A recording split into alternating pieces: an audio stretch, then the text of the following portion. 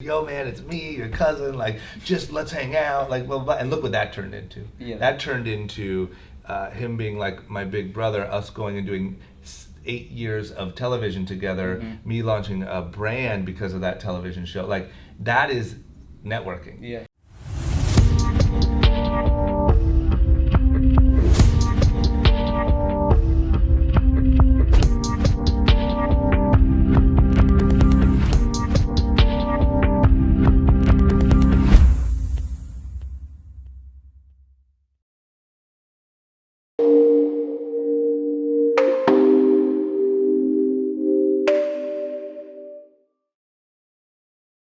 What's going on, you guys? Welcome to World Class Dropouts in West Hollywood, and we are here with your boy Drama from Young and Reckless. Drama, what's going on, bro? What's up, man? How are you? I'm doing great, bro. I'm looking forward to this. Thank you for having us. This is awesome. Of course. Thanks for having me. So first and foremost, we're going to jump right into it. Let's Yeah. kind of tell the people watching a little bit about your story, where you came from, just to show people really the true, authentic side about all this. For sure, and we can get into any of the details that you want because now, the story kind of weaves around quite a bit. But I grew up in Akron, Ohio. Was obsessed with skateboarding. That's all I wanted to do, and that's what kind of drew me out to LA, because LA is the skateboard capital of the world, right? So when I came out here, I really didn't have a set plan. I just wanted to work in the skateboard industry and live in LA. That was my absolute dream. So I ended up moving. I had a pretty serious injury right after I graduated high school. Skateboarding hit my head and was in a coma for 4 days and fractured my skull. But that kind of derailed my trip. So by November, I was finally able to move. I moved out here. I ended up linking up with my cousin, Rob Dyrdek, who lived out here for years. And I didn't really know him growing up very well, but we both were into skateboarding. He was a pro skateboarder. And so, of course, that's the first person I reached out to when I got out here. Well, we ended up becoming super close. I ended up working for him as his personal assistant. We ended up, he had this concept for what could potentially be a reality TV show, got picked up by MTV, became an absolute sensation called Robin Big, and really took our lives into a whole different stratosphere, right? Like, we didn't grow up with any dreams of being famous or being on TV or any of that stuff. It was just kind of this thing that happened, and then the next step, and now all of a sudden it's in a whole different ball game. And I think that really fed our natural entrepreneurial spirit, because you now see that you have this huge platform. So anything that you ever, it almost felt like anything you ever thought you might want to do or be hungry to do or launch a brand or any of that, now's the time to do that. And there's really you can't delay. You get to it, right? Yeah. So we ended up doing 3 seasons of Robin Big. Then we stopped, and we thought that was going to be the end of TV for us forever. We didn't like doing it. We didn't like, this sounds kind of what a terrible problem, but we didn't like spending all day just trying to be funny on camera. We really wanted to build businesses, and we just didn't have the dream of being celebrities. So the idea of spending all of your time just being funny on camera wasn't appealing to us. So I stopped doing that. About a year and a half roughly later, MTV came back and said, we'd love to have, especially Rob, he's a superstar, love to have you back on the network.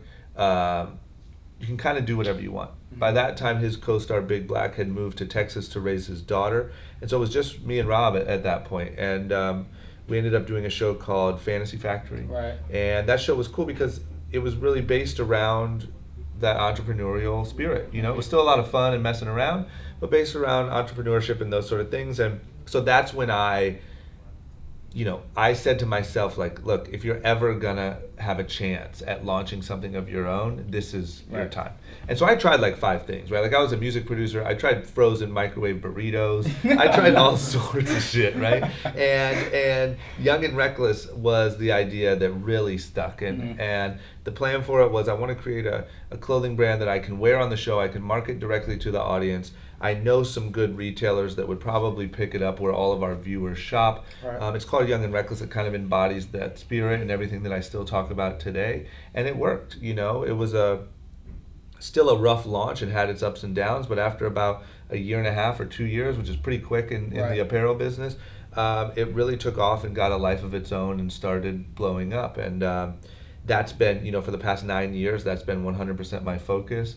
We stopped doing TV about 3 or 4 years ago, and the brand has continued to grow ever since. And that was my biggest fear, was I didn't want my business to rely on me being on TV, Right. because that wasn't what I wanted to do. Mhm. And so that was kind of my dream come true when it kept going and had a life of its own.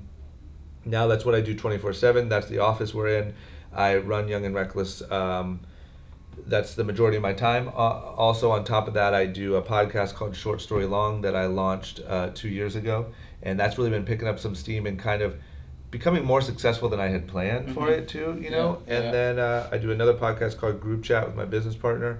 Try to create as much content as we possibly can. Constantly try to figure out how to connect with our audience and really add something of real value, not some like, BS fake motivation or also like doing stunts for a living, right? It's like I really try to kind of figure out a way that I can live my life how I want to, create content about it, and add some value to some people that maybe we can connect with.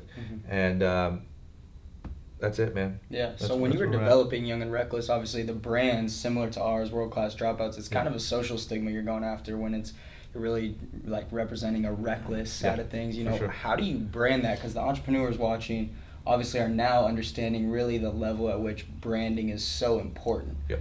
So when you were branding all that, kind of what was the thought process? And then for some of the young entrepreneurs thinking about starting a personal brand or a clothing brand, what's the thought process behind that? So I think, brand is obviously incredibly important. It's something that I focus on a lot. And I think that when you start any brand, but especially like apparel or a lifestyle sort of company, it's really important to figure out like, what you stand for and what your message is. And the easiest way for me to do that is I create like a make-believe person. And I say, this is our ideal person. And to me, like a lot of people hear Young and Reckless, and if in the beginning they would confuse it with the soap opera, The Young and the Restless, right? So I had to get over that. And then the next thing is they think like, rightfully so, they think like, you're out breaking windows or like crazy kids, right? And it was important to me I didn't want to build a brand around that. To me, it was really the mentality. It was the same mentality that drove me out of Ohio to just kind of leave and go for it when obviously the next logical step was to go to college. It's the mentality that led me to start a business. It's the mentality that led all of these people that I look up to do what they did. And it's that mentality of like, listen, I know there's kind of rules set, and I know that there's kind of a path set, but that's not the path that I want to take. I want to create my own, and that's sort of the more reckless behavior that I go towards. And also, we do a lot of things like skydiving, and I've been shot out of cannons and attacked by bulls and swam with sharks. And if I look at the ideal young and reckless person, it's someone who's hustling for themselves, making their own way, and also having a really, really, really good time while they do it.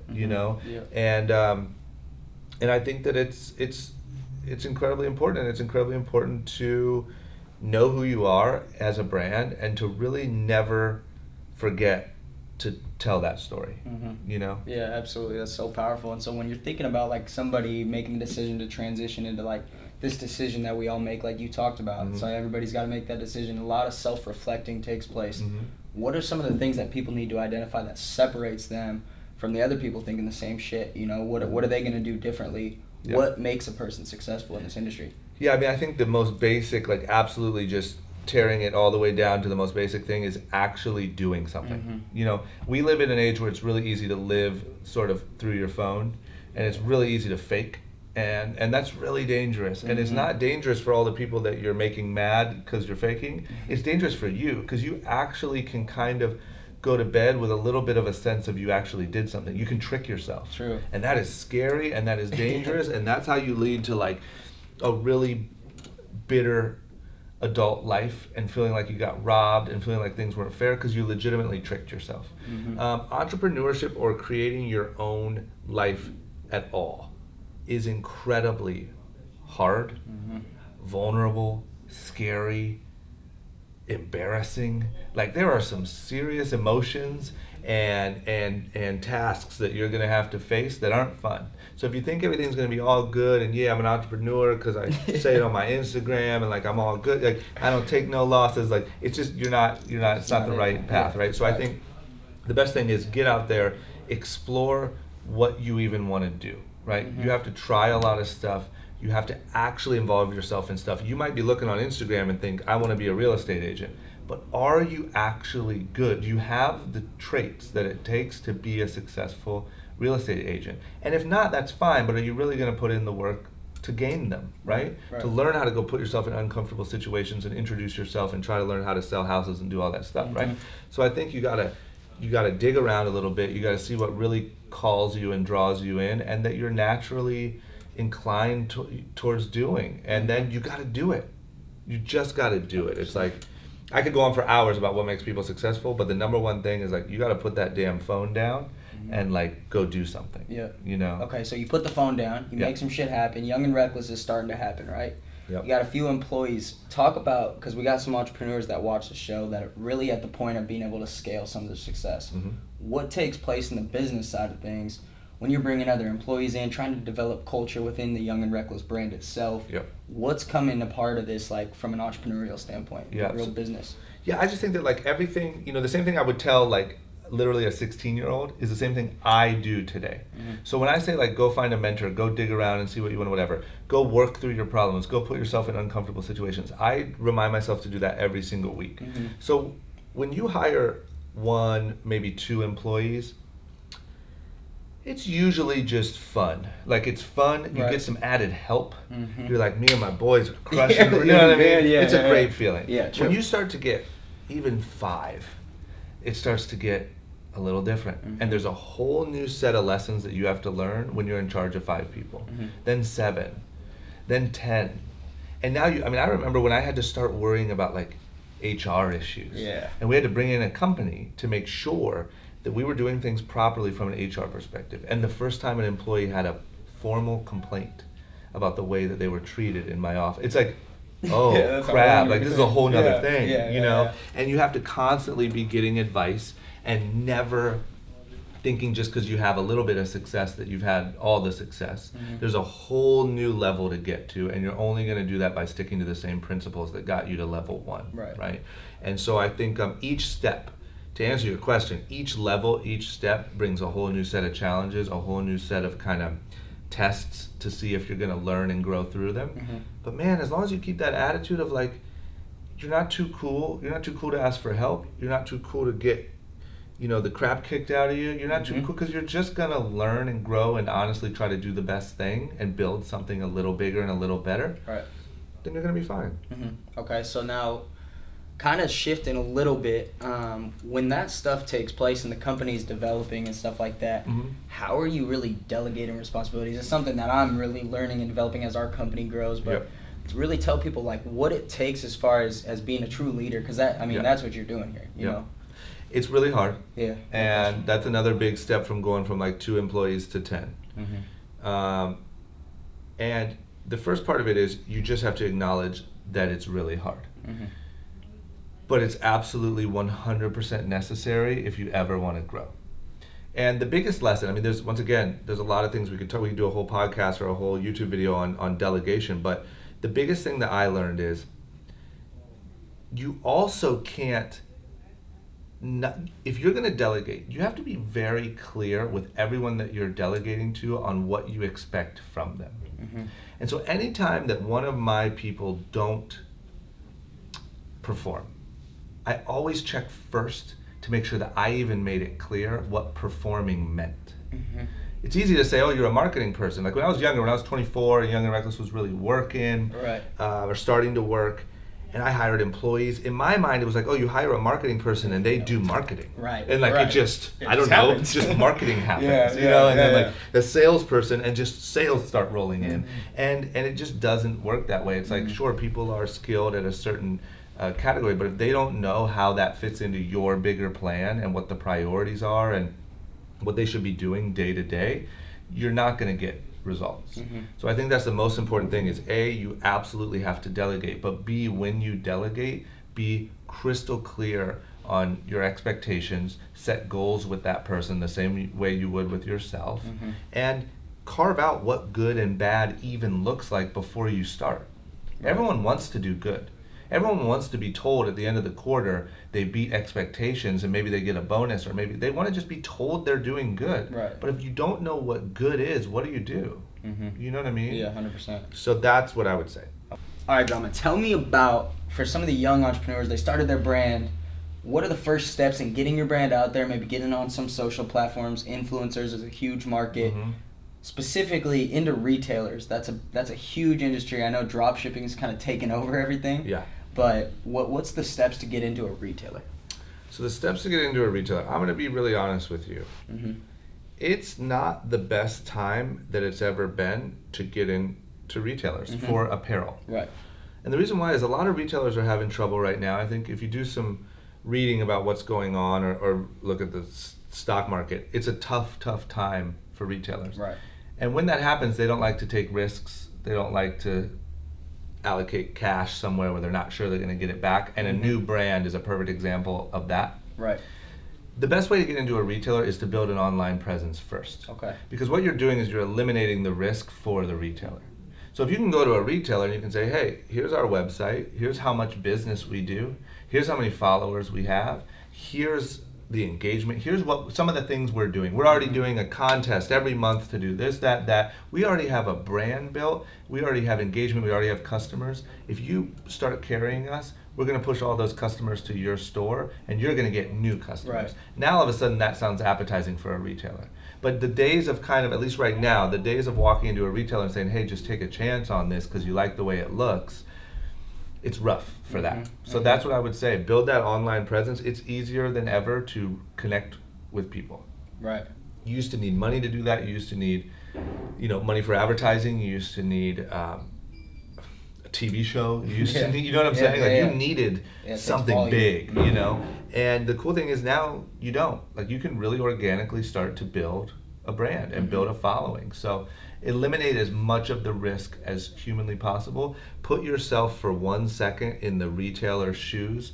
Be that buyer at the retailer. Be really, really harsh with yourself and say, why would I take this? Right. And because it looks cool is not enough. Yeah. No question. No question. The brands take a lot. So networking, obviously, huge deal in the industry, huge deal in entrepreneurialism. You came out to LA, obviously you knew Rob, great connection, but you really came out here with not much, not knowing many people. Talk to us about the power of networking, because I know a lot of these young entrepreneurs, especially our people watching, they're going to these events, they're trying to get themselves out there. What are the steps they need to take following up on the front end and on the back end of the networking process? So it's really important, and I will tell you it's one of my biggest, like if I could actually tell you what I'm the worst at of everything that I do, it's probably networking. Because naturally I'm a bit antisocial, for lack of a better word. It's kind of like when my day's over at the office or whatever, I like to go home and chill out. You know what I mean? And it's like, you got to go to this event. Well, for what? You just should be there. It's like, oh my God, I hate that. Right? Like I hate that. Like you just should be there. But it's so true. And one thing, if anyone out there is antisocial, one thing I started doing is I started writing down when I really didn't feel like going to something, like really, really, really didn't feel like it. Then I would go, and after I came home, I would write down if I'm glad I went or not and why. And every time, unfortunately, it was like, I'm glad I went. It was worth it. So I think it's really important, and I think even how you just said having the connection with Rob, that's actually a really good example, because when I grew up, obviously I knew that I had a cousin that was a pro skateboarder in LA, but I didn't know him very well, and so I hit him up. And I said, yo, man, it's me, your cousin. We're like second or third cousins. Like, we're barely cousins. And I hit him up and I said, yo, man, it's me, your cousin. Like, just let's hang out. Like, blah, blah. And look what that turned into. That turned into him being like my big brother, us going and doing 8 years of television together, me launching a brand because of that television show. Like, that is networking. And I think that all the relationships that I've even gotten from that are insane. And then all the relationships that I've gotten from when I started Young and Reckless and I was just chasing everyone down to try to beg them to put on a hat or a shirt so I could take a cell phone picture. Now are a lot, I just had Kyrie Irving on my podcast. A lot of people hit me up like, how the hell did you get Kyrie Irving? I got him because I used to annoy him when he was brand new in the NBA to put on a Young and Reckless hat, and we became friends. And so now, years and years and years later, I have this incredible interview with Kyrie Irving or Paul George or these people, because it always will pay off. It'll always be worth something. But the big trick is this: you just can't go meet people and then see what you can get from them, and then see what you can get from them, and then see what you can get from them. And I think the biggest thing is, as you become more successful, as you have more victories, you have more to offer. And it's important to always look out for those people. And to always, like, even if you go out and about and you meet some people, create a system. Make a list of the new people you met. Reach out to them during Christmas. Reach out to them during Thanksgiving. Just say, hey, it was great meeting you. Really looking forward to next year. Hope we can get some work in together. Happy Thanksgiving. That's cool. It works. People like it. You know what I mean? Yeah, like, Casey sent me a text on Thanksgiving. I was thinking about that. You know, it's cool. It's cool. Yeah. Don't get too wordy. Don't be like, so what are you up to? Like, with the family? You know, you chill with the family? Or hey, you want a gift? Or like, what do I do here? Like, you know, don't be weird. But just be like, yo, man, like, really good to meet you. Hopefully we can get some work in. Those sort of things go such a long way. And that's when the luck starts to happen. Because all of a sudden, your YouTube show starts to blow up, and that one guy or girl that you met years ago that you've been kind of staying in touch with says, hey, I think you'd be great for this thing, and oh my God, you're so lucky. How did that happen? And it's like, that's how you line up some luck. Right, luck is manufactured. Yeah. So that's what I would say is it's really important. Create a system for how you do it, and just force yourself into doing it. You know? So you touched on it a little bit earlier, and I think it's really important that people understand that this shit is hard. Like, and it takes a lot. And so it's funny, you were talking about it, and like just the other day I had like a day when I was really just kind of going through it, just second guessing myself. What do you do in the times where you're like, shit, this is just a lot, man. What am I, you know, when you're not feeling it, what do you do to really reaffirm yourself? I'll tell you, like, you know, I've been doing this stuff for a long time, and I still have those thoughts like frequently, you know. Cause that shit's like powerful, bro. That like that can really tear a person down. It is, but my best advice would be this: number one, take one moment to. I'm gonna play Oprah here for a second. Take one moment to realize everyone has those thoughts, no matter what you're doing. It doesn't matter if you're Tim Cook running Apple or you're like the dude at the local Starbucks in Indiana, right? Everyone has the thoughts that they're not good enough, that this isn't gonna work, that their whole thing is BS, and that everything's gonna crumble. So just take a moment to find comfort in that fact, right? Then I would say step two, realize, you have to learn to realize that your brain plays tricks. It just does. And if you ever get too cocky or too arrogant, that's your brain playing tricks too. And that will screw you up just as fast as the other side. So start to look at what your brain's doing and just realize, like, oh, I'm feeling myself today, or I'm feeling like a loser today. It's just a moment. Let it be a moment. Be in it, be okay with it, but let it just be a moment. And then the third thing that I have really found, surprisingly, because it sounds super Oprah-ish, has really helped me in the last year or so, is whenever you feel that, just take that exact moment to think of 10 things that you're actually really thankful for. And so when I have those moments, like this week, I would just think like, man, it's so cool that I even get to do this. I get to live in Los Angeles. I have an office where I have this incredible view of Hollywood that I remember thinking like, if I could just live in a studio apartment with my brother, it would be my dream come true. I get to talk to people on shows like this. I get to do podcasts, like, you know, like you can easily make a list of things, and if you can't, that's a big problem. So just run through all the things that you're actually just happy for, that your life is so good. And that's anyone listening. Anyone that's listening to this, your life is incredible, and if you don't know that, you should do some research on how bad some people's lives are. And that really gets me like, screw it. You know? I feel you, bro. I'm That's not a exactly loser. how I have a great myself life. out of it. Yeah, straight up. That's exactly how I pulled myself out of it. Just reminding myself, like, damn, there's people really going through it, and I've got all this opportunity. Turn on the news for 10 minutes. Yeah, for real. You know what I mean? Maybe don't do that. Yeah, that's what I'm saying. If you feel so bad, turn on the news, put yourself in any of their shoes. Like, they play the news in the gym now, because I started working out like 9 months ago, and I look at it like while I'm working out, I'm like, why the hell would they play this in here? It's like stabbing victim, like recount story, mom recovers dead child. Like, it's like, what the hell? You know what I mean? No, it's tough, man. Yeah. That was Oprah, though. That was really good, Oprah. Thanks, man. That was a great impression. Dropra. You can call me Dropra. Yeah. That's great. Okay, so then really going back to the business side of things. And we're in the entrepreneurial space. A lot of people are trying to make things happen. How do people connect themselves to people who are already making it happen? You know, because this is cool. It's like you spend your time with us. A lot of people don't do that kind of stuff. How are people going to be able to reach people to really connect themselves? I think that, just being honest, if you're sitting in your living room right now, not doing anything. And I don't mean that to sound mean. Right. But like, you don't have a business, you don't have a YouTube show, you don't have a podcast.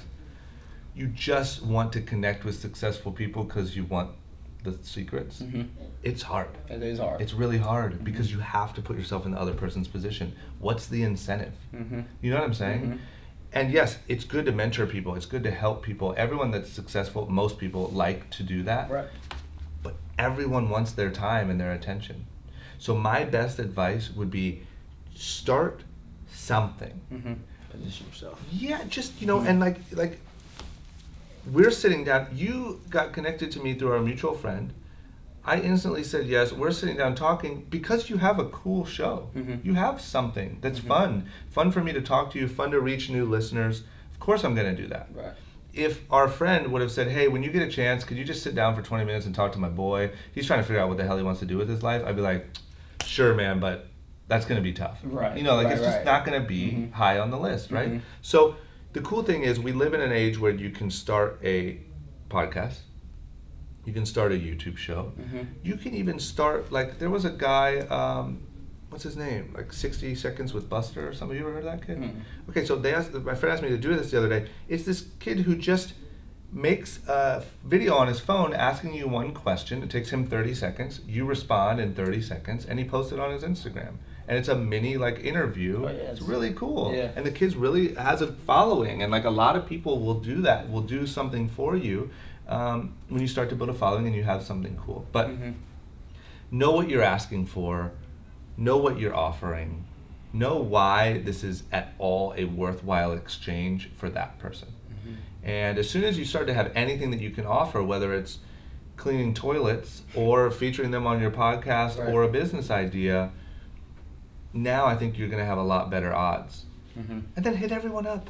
Right. Like I always talk about, you say you do real estate stuff? A little bit, yeah. So what I always talk about is the real estate guys that I know get shut down like hundreds of times a day. And they learn to build this thick skin of like, well, whatever. If I go ask 100 people and one says yes to letting me sell their house, that's a good commission check. Right. That's the game I'm playing. If you're an up-and-coming person looking for help and resources and connections, you're playing that game too. Right. So you can't hit up 2 people today in DMs, not get a response, and be like, oh, this is so hard. Yeah. Do you know how hard this is? Yeah. Like, hit up 500. It doesn't matter. If one responds, the payoff that you're going to get from that is insane. Right. And then the next day, hit up another 500. And then, you know what I'm saying? It's a game of being able to take rejection well, and it's a game of numbers, you know? Yep, 100%. So our brand is World Class Dropouts, as you know. Yep. And we ask everybody this because it's kind of really important to us as we are, like we talked about a little bit, kind of rebranding what it means to be a dropout. You know, it's got this crazy social stigma that's so negative. But then you look around, it's like Mark Cuban, Oprah, all these people who have just built these incredible brands like yourself. Yeah. You know, talk to us about the education process because we make it very clear we're not encouraging anybody to drop out of school. We're just encouraging people to really pursue what you're going to be passionate about, number one, and really being able to drop out from everything and think for yourself. So I know you didn't go to college. Tell us about that journey. Yeah, and I would almost argue that, in 2018 going into 19, you should be telling people to drop out of college.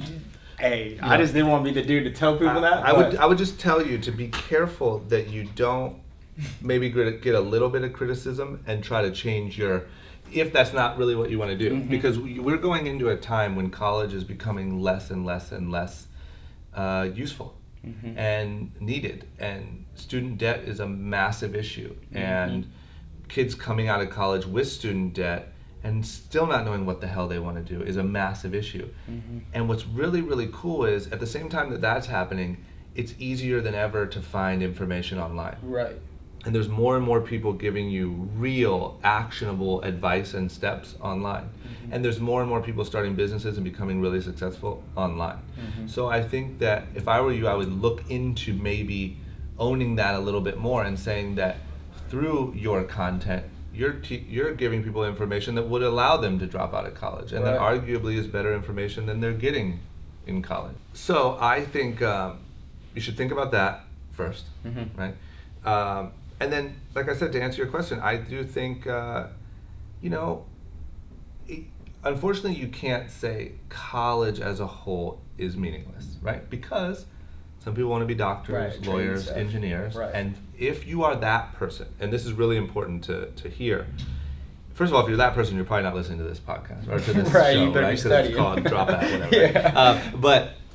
But my point is, if that is your goal, it is important to do the best you can in school, get into the best school you can get in, take on the debt, get the best education you can, because you want to be the best Right. doctor, lawyer, Right. engineer, whatever.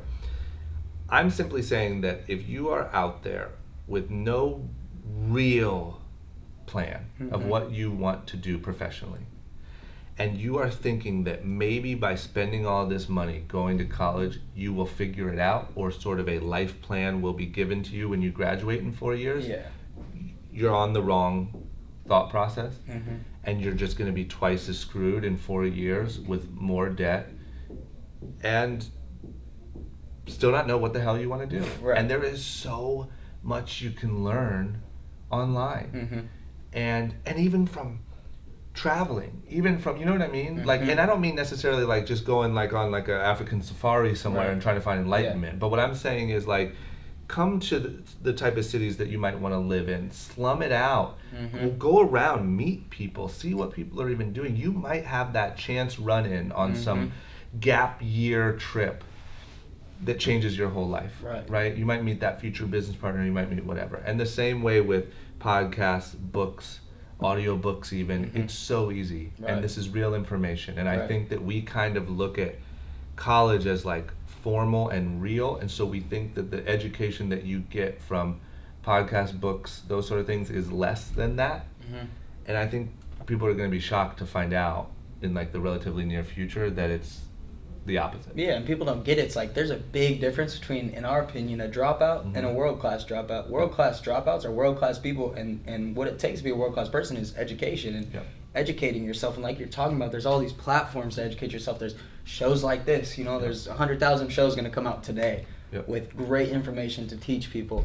So if you want to learn, there's definitely places to go get the information. Yeah, for sure. It's awesome though, bro. Well, in closing, really kind of wrap up for us where young entrepreneurs need to go moving forward, in your opinion, moving into 2019. What do you forecast? What's coming up? What does Drama see in the future? Here's what I say I would see. I think, and I want to be careful not to sound bitter here, I think this entrepreneur thing has become really, really cool in the last 2 years or more. And that's scary. It's scary because it is easier than ever to build a brand. It is easier than ever to kind of get some motivation online. It is easier than ever to fake it till you make it. The problem is I'm worried that young people are not realizing or thinking that they're able to skip the real work and the real uncomfortable situations that goes in to actually building anything of value. You know what I mean? Right. And I worry that it's almost like like when the fitness crazes happen and everyone's looking for the quick answer of 90-day abs or this blah blah blah, right? Everyone thinks, okay, yeah, I'm a fitness guy now, right? Like, I do fitness, I got that. Let's get a hashtag going. Let's get a challenge, and those people always end up back where they started. And I'm worried that this entrepreneur thing is going to be kind of like that. And you're going to be able to play it at surface value. Right. You're going to be able to pretend a little bit and feel like you never actually have to put yourself in those really challenging positions. And you're going to end up very, very, very, like I said, depressed and bitter. And you're going to feel like the world wasn't fair to you. And you're going to feel like something you were lied to. And you know what I'm saying? Because it's really hard to come to terms with the fact that you just didn't try hard enough. Yeah. And so I just think if you're out there and you're wanting to be an entrepreneur and you really think that this is for you, do twice as much as what you're doing now. Put yourself in those weird situations. Forget about how you're looking on Instagram and really make sure that you are out there growing and learning and stretching yourself every single day, because it'll pay off. And one day you'll be able to sit in your office and talk about how all the fake entrepreneurs on Instagram are now, working at Burger King and you have a real business, That's true, bro. Well, hey, we appreciate you a lot, Drama. Thank you, man. And we really, really appreciate your time. For all of you guys that have not connected with Drama yet, make sure to go find him at Instagram, at Drama. And then, of course, go pick up your Young and Reckless gear. Where can they get it? You can get it at... You know what? You can get it at youngandreckless.com. Youngandreckless.com. I'm not going to send you to any don't send it to store. stores. Come on. And check out Short Story Long. Short Story Long, guys. Well, we appreciate you guys' time. And next time, we'll see you on World Class Dropouts. Peace.